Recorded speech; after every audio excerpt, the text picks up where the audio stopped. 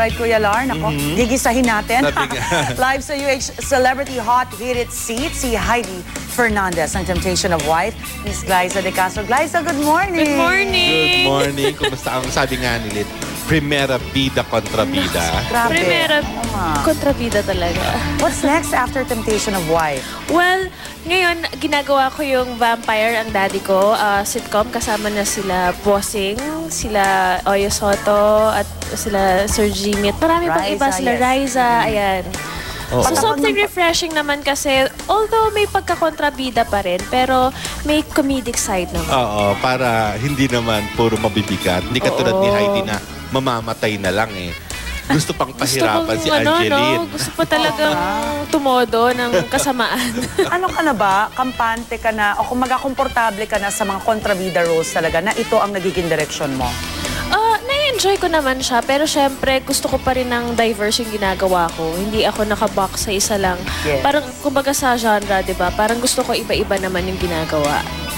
Mas na-challenge ako ng ganun. Pero paano ba pinaghahandaan yung role na Heidi? Kasi lahat talagang naaano sila, naaapektuhan ng character ni Heidi. Well, yung una, bago ako magsimula ng taping, pinanood ko talaga yung Temptation, yung original. So, doon ko nakuha yung bangs ko, yung mga pa-ismid-ismid ni Heidi, yung mga ganon. And in the long run, parang teamwork na rin siya between me and Direk Dom. Yes. Kasi ang daming inputs talaga ni Direk Dom dun sa character ni Heidi. Glyza, Parang pag lumalabas tinulungan ka, may mga nagagalit ba sa'yo? Ang gustong Wala naman. na may personal dahil nga dun sa character niya sa Temptation of Wife. Wala namang personal, pero kapag ka nakikita nila ako sa personal, Heidi talaga yung tinatawag nila sa akin. Heidi ang tawag nila sa'yo. Naiinis kami sa'yo, pero at the same time, parang compliment na rin yun para sa akin. Ibig sabihin, effective. Yes. Pero nakakatulong din siguro yung laging sinasabi ni Marian na maganda yung friendship nyo, na you're very close. Oo, kasi importante talaga na okay kayo ng mga co-actors mo, yung working relationship nyo, magaang.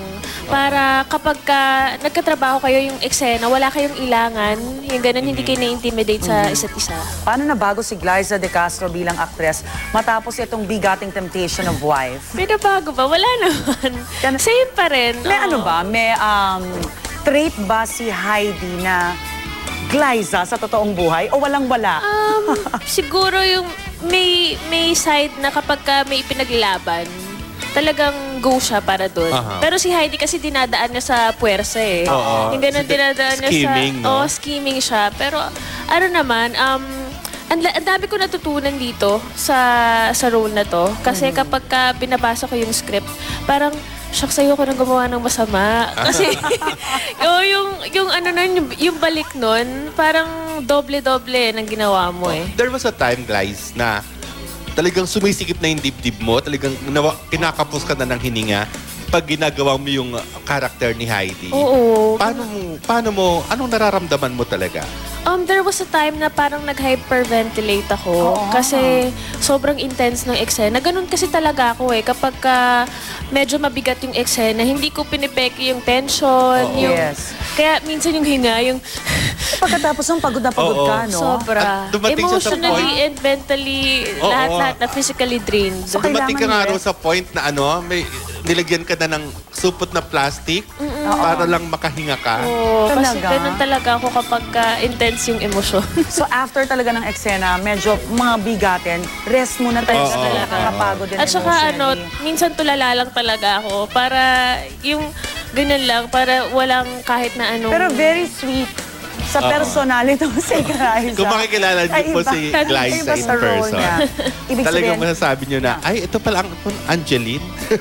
efficient and effective ka sa role mo. Glyza, mamaya, Kuya Lar, makakahilitan pa natin si Glyza dahil ito, lahat nasa kanya na Galing sa pag-arte. Sayaw, kanta, tumutugtog din ng mga instrumento. Yes. Mamaya, papakitaan tayo ni Glyza. Right, Kuya Lar? Yes, so abangan niyo po yan mamaya, kaya wag niyong palalampasin yan.